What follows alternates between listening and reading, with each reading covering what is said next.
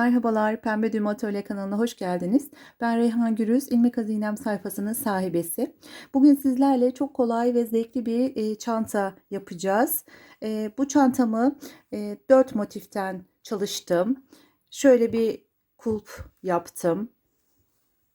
Takılıp çıkabilen bir kordon yaptım. Şöyle gördüğünüz üzere. Bir tane de yine 9 tane motiften 9 bu taraf, 9 arka taraf motif olmak üzere bu şekilde bir çanta çalıştım. Büyük olduğu için buna böyle bir tahta sap kullandım. Çantalarımızda hangi ipleri kullandığımı sayfamda paylaşıyor olacağım. Boyutlarına gelirsek eğer çantaları büyük olan, kenarlarını saymazsam eğer 30 santimetre civarında bir yüzü, küçük olanın bir yüzü de şöyle 17-18 santim civarında. Hadi gelin şimdi malzemelerimizi tanıyalım. Başka bir renkten de çantamızı örelim. Evet arkadaşlar, bu çantamı da açık renk yapmak istedim. 3 tane açık renk, bir tane de koyu renk tercih ettim kenarları için. İpim Nako Pırlanta, hepsi 100'er gramlık. İpime uygun 3 numara tığ kullandım. İlmek belirleyici makas kullanacağım. Bir de çantamın ağzı için şöyle bir mıknatıs aparatı, 2 tane de kenarlar için düğme gerekecek. Ama bu ikisi isteğe bağlı, isterseniz kullanmayabilirsiniz. Evet, motifimizi yapmaya başlayalım. İlk önce sihirli halka yaparak başlıyoruz motifimize.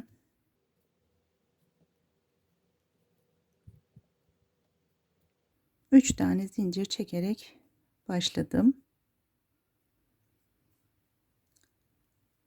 3 zincirin yanına 2 tane ikili trabzan yapıyorum. 2 tane zincir çekiyorum. Tekrar 3 tane daha ikili trabzan yapıyorum. 2 zincir daha çekiyorum.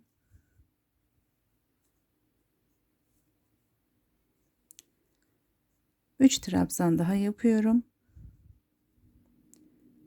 Son 2 zincirimi de çekip 3 tane daha trabzan yapıyorum.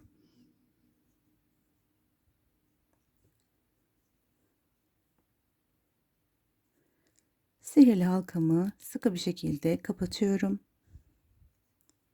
Tekrar 2 zincir çekip başladığımız zincire batıyorum.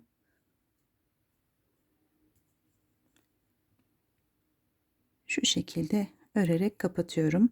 Sihirli halkamı da güzelce sıkıştıracağım. Burada hiç delik olmayacak. Arkadan şuradan düğüm atabilirsiniz arkadaşlar. Birinci sıramızı bitirdik arkadaşlar. 3, 6, 9, 12 tane trabzanımız olacak burada. Şimdi 3 tane zincir çekiyorum. Tığımın başına alıyorum. Hemen şu gördüğüm deliğe içine batarak bir tane ikili trabzan oluşturuyorum. Tekrar tığımın başına alıyorum.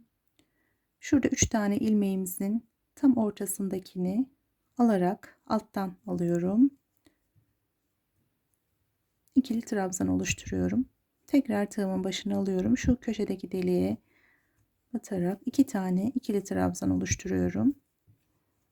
2 zincir çekiyorum. Yine 2 tane ikili trabzan yapıyorum. Motifimizin köşelerini oluşturuyoruz burada. Yine tığımın başına alıyorum. 3 ilmekten ortadakini alttan örüyorum. Bu köşeyi yine bu köşe gibi yapıyorum. 2 tane ikili trabzan yaptım. 2 zincir çektim. Yine 2 tane ikili trabzan yapıyorum. Sıramın sonuna kadar aynı şekilde yapacağım. Hep beraber yapalım. Sıramın sonuna geldim arkadaşlar. Son 2 zincirimi de çekiyorum. Hatırlarsanız şu başlangıç yerinde bir zincir çekip yanına bir trabzan yapmıştık. Bu köşemizin diğer tarafını oluşturdu orası. Tığımın başına almadan zincirin tepesine batıyorum ve birleştiriyorum. 3 tane zincir çekiyorum. Tığımın başına aldım. Tekrar aynı deliğe batarak Bir tane ikili trabzan yaptım. Tekrar tığımın başına aldım. Tam zincirin tepesine batarak bir tane daha trabzan yapıyorum. Sıradaki 3 tane ilmeği alttan örüyorum.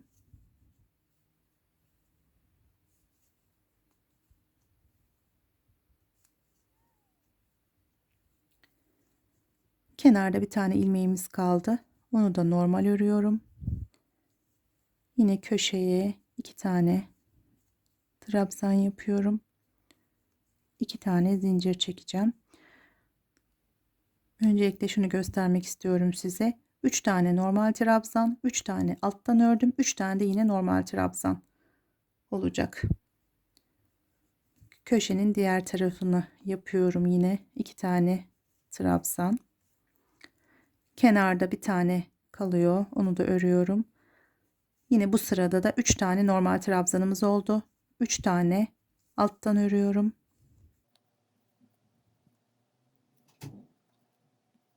Kenardaki ilmeği normal ördüm.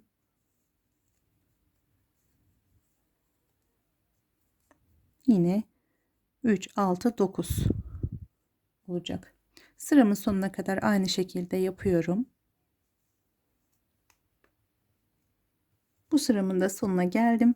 Yine zincirin üstüne batarak birleştiriyorum. 3 zincir çekerek 4. sırama geçiyorum. Yine tığımın başına aldım. Boşluğa batıyorum. 2 tane trabzan oluşmuş oldu. Zincirin tepesine batıyorum. 3 oldu. Yanındaki 2 ilmeği de öreceğim. Kenarda 5 tane ilmeğimiz olacak. Zaten şu alttan ördüğümüz ilmekler hiç değişmiyor. Motifimiz bitene kadar aynı şekilde yapacağız bu 3 ilmeğimizi. Onları yine alttan örüyorum.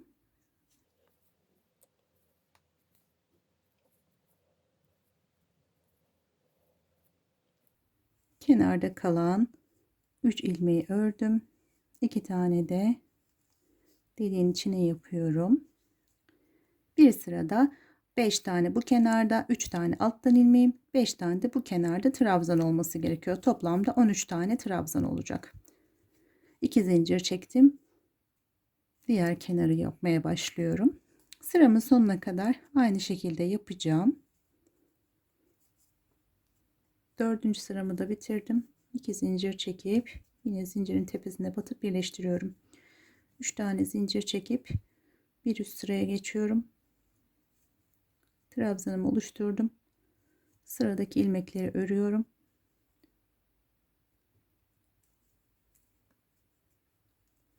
Bir alt sırada 5 tane trabzanımız olmuştu. Şu alttan ördüğümüz ilmeklere gelene kadar bu kenarda zincirde dahil 7 tane trabzanımız olacak. Yine alttan ilmeklerimi örüyorum.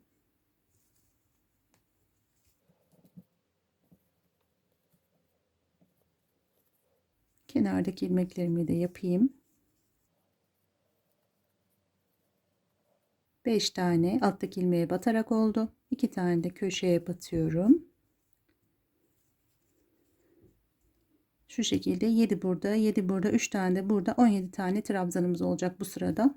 Son sıramız olduğu için kasma olmasın diye buraya 3 tane zincir çekiyorum bu sırada. Köşelerimizi. Aynı şekilde diğer sıraları yapmaya devam ediyorum. Sıra başına kadar örelim. Sıramın sonuna geldim. Diğer köşelerde hatırlarsanız 3'er zincir çekmiştik. Burada birleştirme yapacağım için 2 tane zincir çekiyorum. Delik çok büyük olmasın diye. Tekrardan zincirin tepesine batıyorum ve birleştiriyorum. Şimdi en son sıramıza geldik. Bir tane zincir çekiyorum. Boşluğa batıyorum. Bir tane sık iğne oluşturuyorum. Yine zincirin tepesine batıyorum. Sık iğne oluşturuyorum. Bütün ilmeklerin tepesine batarak sık iğne oluşturacağım. Motifim bitene kadar. Köşelere geldiğimde ise deliğin içine bir tane batıyorum. 2 tane zincir çekiyorum. Bir kere daha batıyorum. Yine sık iğne yapıyorum. Diğer kenarları da başında olduğu gibi sık iğne ile devam ediyorum. Motifim tamamen bitti. En sonda bir sık iğne yaptım deliğe. Zaten başlangıçta şuraya bir tane daha yapmıştık. 2 zincir çektim. Başlangıç yerine batarak ilmek kaydırma yapıyorum ve motifim bitmiş oluyor. Kesiyorum. İpimi arkaya saklıyorum. Şimdi bu motiflerden çantamızın boyutu için 18 tane yapmamız gerekiyor. Hep beraber örelim. Evet arkadaşlar, ben 18 tane motifimi yaptım. 9 tanesini şu şekilde birbirine ekledim. Çantamızın bir yüzü oluşmuş oldu. Diğer yüzünü de beraber ekleyelim. Motiflerimi bu şekilde dizdim. Başlamadan önce 2 tanesini alıyorum. 2 ters yüzü birbirine bakacak şekilde birleştiriyorum. İlmek belirleyicimi alıyorum. Tam şu köşeye bakın, iki yanda zaten şurada bir sık iğne, şurada da bir sık iğne vardı. Ortada bir zincirimiz vardı. Oradaki ilmekten tam denk getirmeye çalışıyorum. Arka lobunu alıyorum. Belirleyicimi takıyorum. Karşı motifin de aynı şekilde ilmeğini almaya çalışıyorum. Denk getiriyorum tam. Onun da bana bakan taraftaki lobunu alıyorum. Bakın. Denk gelsin diye bu köşeye de aynı işlemi yapıyorum. Şimdi eklemeye başlayabilirim.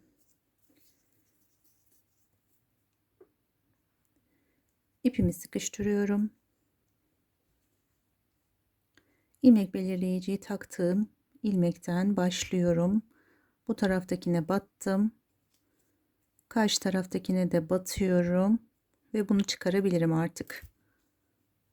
İkisini de alarak örüyorum. Örgümüzün, yani motifimizin arka loblarını alarak örüyorum.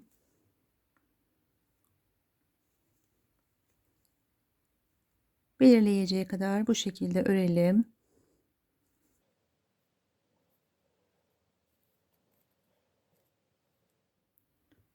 Belirleyeceğe kadar ördüm. Sıradaki iki motifimi alıyorum elime. Bunun köşesine de diğer motifteki gibi aynı işlemi yapıyorum. Son ilmeğimi de öreceğim buradaki.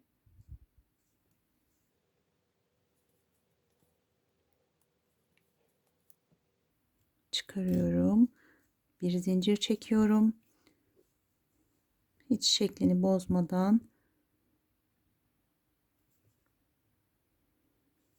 buradan devam edeceğim.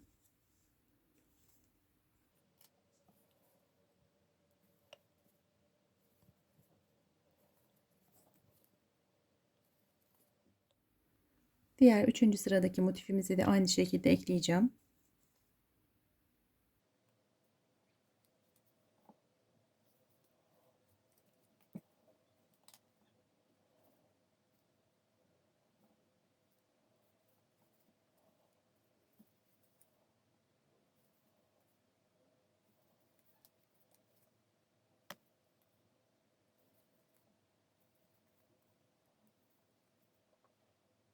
Yatay olarak ekledik motiflerimizi.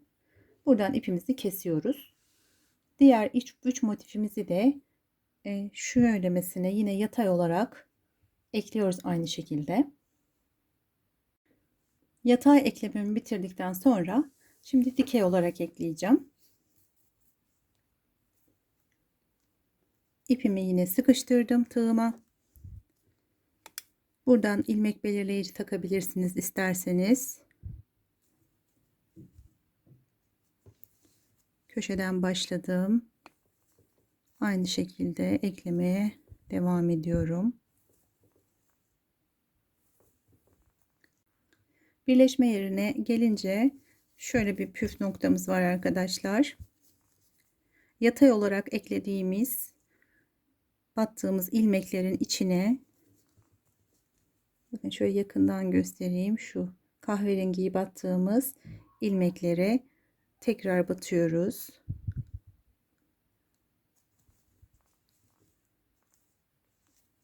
Örüyoruz. Bir zincir çekiyoruz. Bu tarafa geçiyoruz. Yine burada kahverengi ipimizi battığımız ilmek var. En dipte.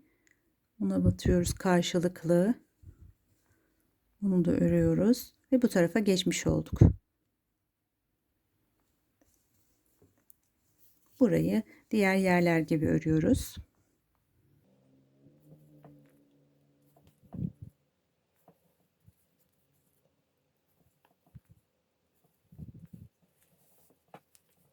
Diğer birleşme noktalarını ve bu kenarımızı da aynı şekilde ekleyelim. Evet arkadaşlar, şimdi çantamızın kenar kısmını oluşturacağız. Şu şekilde ipimi bir sıkıştırıyorum. Zincir çekmeye başlayacağız. 190 tane zincir çekmemiz gerekiyor. Fazla sıkı yapmayalım. Gayet rahat bir şekilde zincirimizi çekelim. Evet arkadaşlar, 190 tane zincirimi çektim. Şimdi burada zincirimizin şu ön yüzünde başak gibi görünen yer değil. Zincirimizi ters çeviriyoruz. Şu arkada görünen tam ortadaki yerlere batarak ilerleyeceğiz. Bu biraz zor olabilir sizin için. Bir numara ince tığ kullanabilirsiniz. Çok sıkmadan elimizi ilkinden başlayalım. Oralara batarak sık iğne yapıyoruz. Bakın.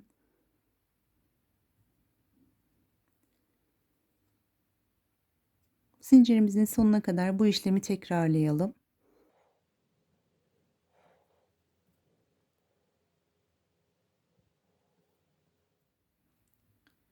Zincirimin sonuna geldim. Son ilmeğimi de yapıyorum.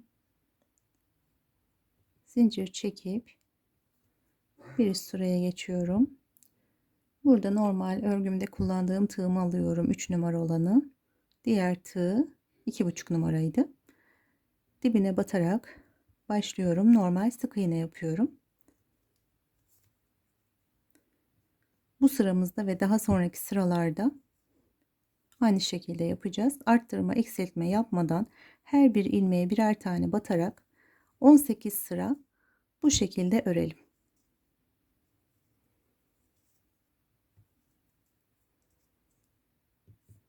18. sırada dahil. Çantamızın kenar kısmını da bitirdikten sonra şimdi ekleme kısmına geçeceğiz. Düz tarafı dışa bakacak şekilde tutuyoruz.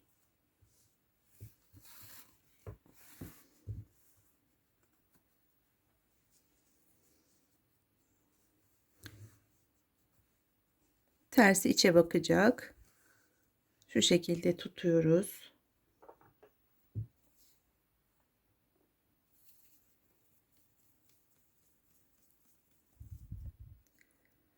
İpimi tığıma sıkıştırıyorum. Köşedeki ilk ilmekten yine başlıyorum. Arka lobunu alıyorum. BLO gibi. Bunun da ilk ilmeğini normal bir şekilde alıyorum. İkisini birden alıyorum. Ve örmeye başlıyorum.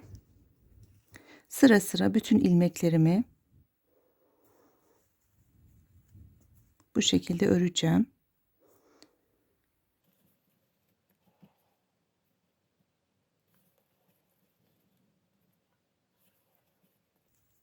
Şuraya kadar örelim. Orada da bir püf noktamız var. Oraya göstereceğim size. Sonra çantamızın tamamını ekleyebiliriz. Birleşme noktasına geldim. Son ilmeğimi de yapayım. Arkadaşlar şurayı eklerken bakın şurada bir ilmeğimiz. Bir de şurada bir ilmeğimiz var. Bakın şöyle gerilmiş gibi. Yani şu son ilmeğimi içine battığım 2 ilmekten bahsediyorum. Onun önce yine bir tanesini alıyorum.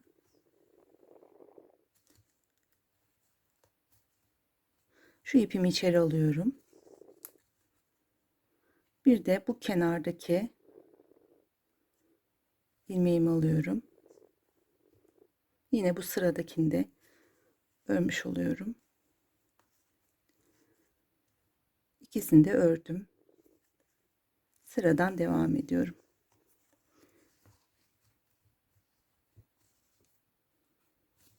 Şöyle bir görünüm olacak. Bütün ilmeklerimizi örmüş oluyoruz. Hiçbir ilmek atlamadan. Bütün üç kenarımızı da aynı şekilde örelim. Son ilmeğimizi de yapıyorum. Artık bu ipimi kesebilirim. Bakın şu birleşme yerlerindeki ilmeklere de dikkat edersek tamı tamına denk geliyor örgümüz. Şimdi bu ipimi keseceğim.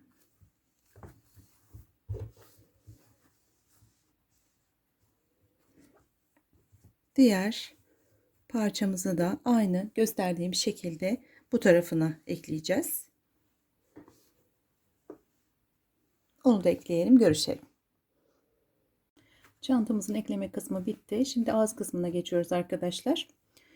Yine tığıma ipimi sıkıştırıyorum. Şuradan ilk ilmekten başlamak üzere yine BLO tekniğiyle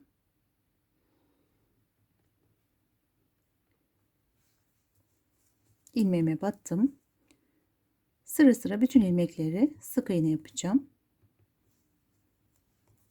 Arka loblarını alıyorum, bakın. Çantamın bütün etrafını dolanıyorum. Şuraya gelince de aynı şu kenarlarda yaptığımız gibi yapacağız. Bir bu taraftaki ilmeği alıyorum. İpi içeri atıyorum. Bu taraftaki ilmeği alıyorum. En son bu iplerimizi sıkıştırabiliriz. Buradan sıradan ilmekle devam ediyorum.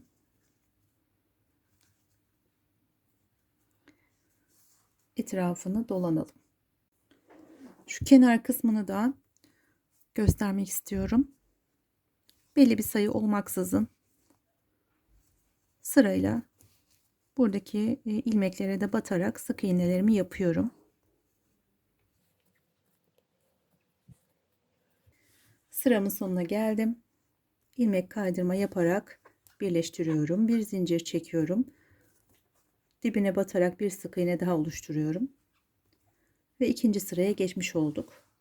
Çantamın etrafını sık iğne dolanacağım. Şu mıknatıs dikeceğim ben ağız kısmına. Bunun sığacağı kadar sıra yapacağım. Muhtemelen 6-7 sıraya denk gelecek. İsterseniz bu şekilde yapabilirsiniz. İsterseniz de şöyle kulp şeklinde yapabilirsiniz. Sizin isteğinize bağlı. Hadi gelin hep birlikte yapalım. Çantamın sık iğnelerini tamamladım. 7 sıra yaptım. Şimdi mıknatısımı dikiyorum.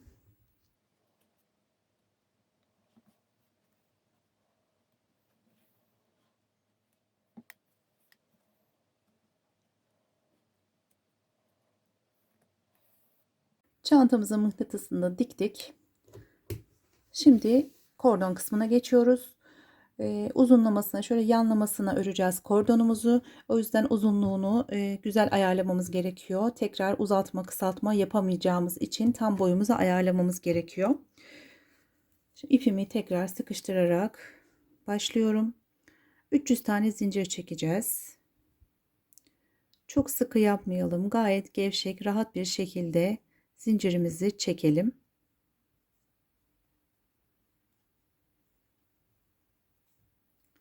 Siz istediğiniz sayıda yapabilirsiniz. Ben biraz uzun sevdiğim için 300 tanenin tam olacağını düşündüm. Zincirim bitti. Şimdi burası bakın ön yüzü zincirimin. Zincirimin arka tarafını çeviriyorum. Şurada gördüğümüz tomurcuklardan devam edeceğiz. Kordonumuzun daha güzel durması için şu tek tomurcuklara bakın. Şunlara batarak sık iğneler oluşturacağız.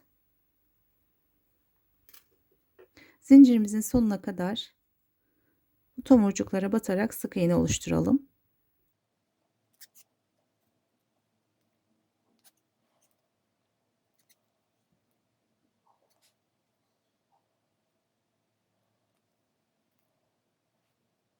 Sık iğnelerimi bitirdim. Son ilmeğimi yapıyorum.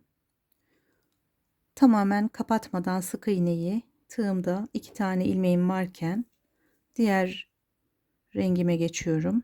Arasından geçiriyorum. Bir tane zincir çekip geriye dönüyorum.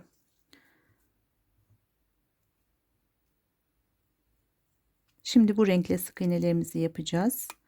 Hiç arttırma, eksiltme yapmadan bütün ilmeklerin içine batarak sık iğne yapalım 2 sıra.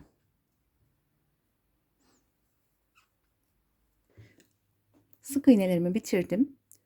Son ilmeğime batıyorum. Tığımda 2 tane ilmeğim varken diğer rengimi arasından geçiriyorum. Şöyle sıkıştırıyorum. Bir tane zincir çekip geriye dönüyorum. Şimdi bununla devam edeceğim. 5 tane sık iğne yapıyorum sıradan.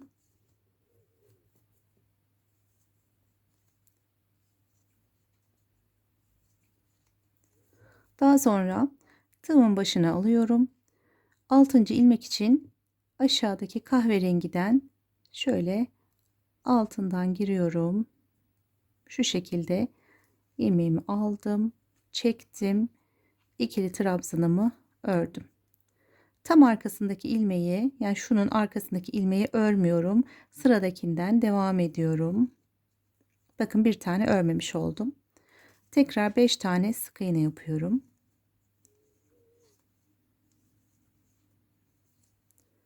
Tığımın başına aldım.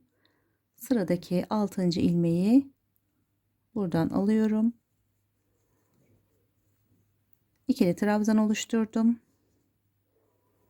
ve sıradan devam ediyorum. Bu sıramızı bu şekilde devam edeceğiz. Eğer şu çantamdaki gibi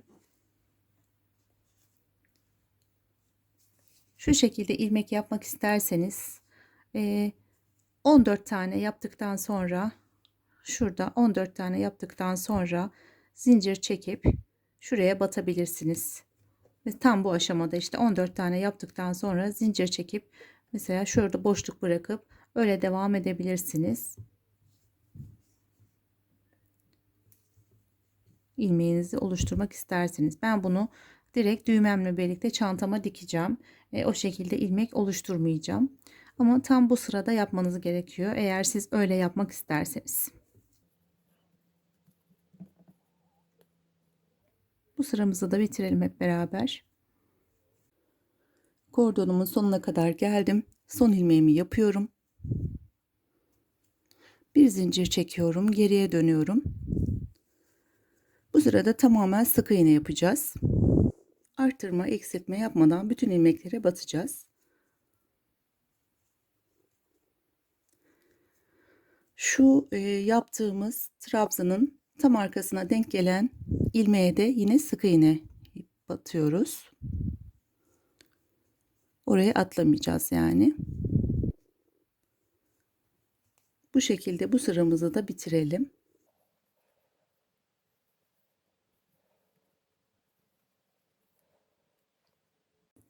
Kordonumun sonuna geldim. Son ilmeğe batıyorum. Tığımda 2 tane ipim varken diğer rengimi takıyorum.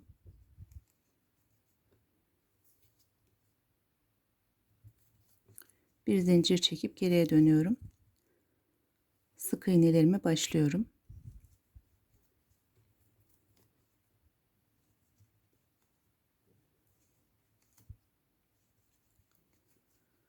Beş tane yaptıktan sonra tığımın başına aldım. Şu yaptığımız kahverenginin içinden geçiriyorum. İkili trabzan oluşturuyorum yine. Arkasındaki ilmeği örmüyorum. Sıradaki sık iğneden devam ediyorum. Aynı kahverengi sıramızda nasıl yaptıysak öyle devam ediyorum.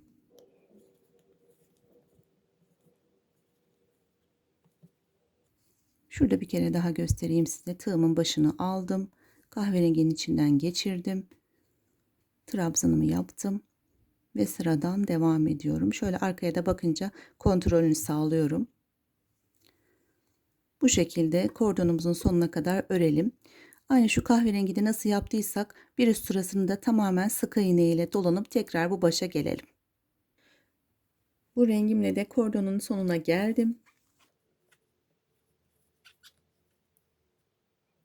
Diğer rengime geçiyorum.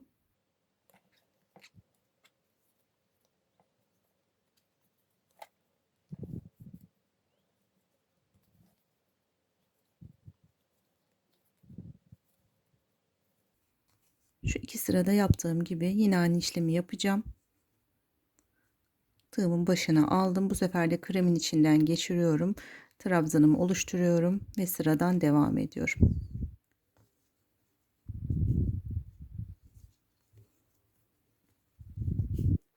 Kordonumuzun sonuna kadar bu şekilde yapalım.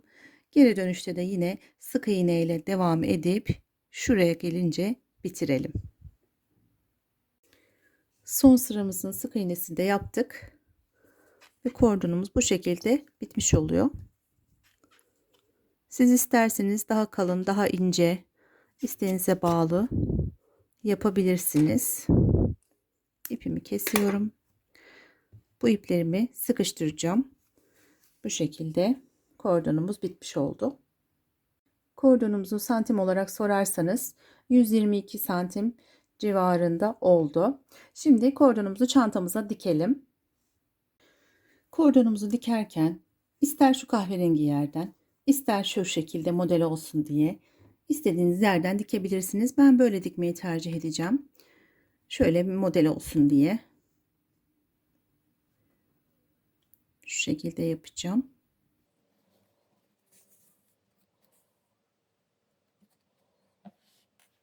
Şu şekilde düğmelerimizi de diktim. Ve çantamızın sonuna gelmiş olduk. Başka bir etkinlikte görüşmek üzere. Hoşça kalın. Kanalımıza abone olmayı unutmayın.